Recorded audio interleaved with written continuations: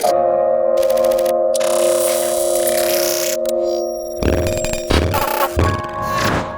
this is mixed reality.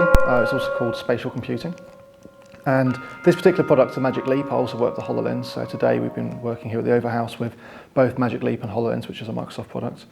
What it is that when I put this on, I put it over my head like this, sits over my eyes, and I can still see you. I have a piece of glass in front of me, which displays holographic images. And it's just a little screen, but what I see in my world is 3D holograms in front of me. So what we're trying to represent here is a hologram of the scenery for the production that we're looking at today, which is great. I found working with the mixed reality really interesting, actually. To be able to go into the space and see the set that you're going to be playing on is wild, because then you take that knowledge back into the rehearsal room and you go, oh, okay, actually, I need to fill this much space instead of this tiny little box room that I'm used to performing in. You know, I've got all these other things to play with and to work with, especially parts of the set that you physically have to interact with. I think it's a really fascinating tool at the minute. I think there's pros and cons to it, because you've already, as a designer, you've already got this argument of having CGI design versus the physical set of a model box to play with. And there's pros and cons to both of that. I think where this technology goes is that next level up for CGI, where you can actually physically be in that space and kind of feel what that is, which you can't really get from either of the current options, I think. Would I be to the side? Would I be in the middle? You know, just thinking about that sort of thing as well. Yeah. Where's the best position for me to stand? And what's going to be comfortable signing? How big can I go before I kind of like hit the top? Do you want to try doing it? Yeah. When I first put these goggles on, I did feel a bit like disorientated, but then I kind of got used to it, and I really saw every like little detail, it felt like, of the set, like the corners, the floor. Yeah, it was amazing. I think for today it was really interesting to be able to kind of see the set in the space and to visualise such specific bits, like exactly where the end of the stage is, and sort of go through that, because even though you see it in the model box, it is very useful to be able to stand there. I think that's the biggest plus to it that's really interesting to play with, and I think how you use this as a tool is where you can bring that in, and the other creatives and actors and directors around you can actually feel that, and they can make changes to the decisions based on that. You could use the technology in so many different ways and do so many different things with it, which would aid the design process, and specifically, I'm always thinking in terms of myself, my design process more. Whereas using it as an initial design tool, I think I'd want to use it a lot sooner in the game to play around with. I think the potential for having physical model boxes is really, all the positives to that are really great, and it's having something very textural and physical that you can bring in right at the beginning with the director and with any of the other creatives that you end up working with. Yeah, it's like anything nowadays. Like one of the amazing things with technology is if you're visiting somewhere new or even somewhere you've been before, you can go online and just see what it is. Like, do you know what I mean? See what it looks like, see what the area is. And this is exactly that. Yeah. Yes, I've seen this space before, but at the moment, this is the other show. To actually see the set before because the next time I come in here, it will be in costume. Someone saying, right, we're starting from the top, and it's like, okay, I think. And you've already done your workshopping. Exactly. So now, when you're doing your workshopping, I don't know where you're up to in the process, but I'm assuming that you're still working anyway. Yes, yeah. So now you can go back into that process with the director and have that in your mind. Yeah. And it's fantastic because our entire design team can be standing here wearing these. We had 3 of them today.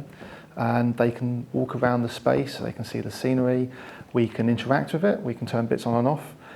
We kept it very simple today. Eventually we're hoping we can expand it so we could operate maybe the lighting in it, we could maybe move scenery with an automation control system. We could actually start to produce an entire production in a visualization that could be expressed through this. And then we could design an entire production in a way that we can't do at the moment unless we have it physically in the space, which is challenging because by then it's already built, you can't make changes. But with this technology, we can start to address those design concerns really early on in the process. I think there's definitely very interesting uses for it, and especially in there's interesting uses in the communication in between a designer and a director. Yeah. Because I think often as a designer, or like I'll have a very clear idea in my head and then be able to like show sketches or show mood boards or show this or that, but it's often very hard to tell whether that message is coming across exactly as I intend to. And I think if used in that way, it is a very useful tool to be like, this is what I meant by what I've been trying to communicate, because obviously like directors don't necessarily know how to like read lighting plans or know what you're talking about when you're like, oh, there's going to be a profile over there and it's going to do this. So for this show, I'm assistant stage managing it. It was interesting to actually see it in the space and to be like, all right, yeah, that's what I'm supposed to be doing, and like seeing how the design fits in the world around me. You sort of have to get used to it, and then slowly you kind of figure out the best way to like hold your head and hold the goggles and hold the thing until eventually you can kind of start working your way through the set and see exactly where it all is. Ovalhouse invites our artists to be experimental and radical in terms of the content that they make. It would be super valuable to have it somewhere towards the midpoint of your rehearsals. I think if you bring it in too early, you end up getting stuck in your mind by going, oh, this is where the set was when I was there, or this is what I've got to play against, and you kind of lose the idea of playing with the other actors or with smaller props or with your own way of performing, your own style of performing. It's really useful to see, I think, as a designer. I think for me, at this stage, it didn't change much from the model box, because that was pretty much, in my mind, very clear. And being able to visually see it as a model box was enough for me. So having this technology kind of just confirmed what my design was, and it kind of also preempts that final triumphant moment that you have as a designer, where you have got a model box and then you go into that final tech kind of day and you're like, yes, this is the exact thing, just in real life.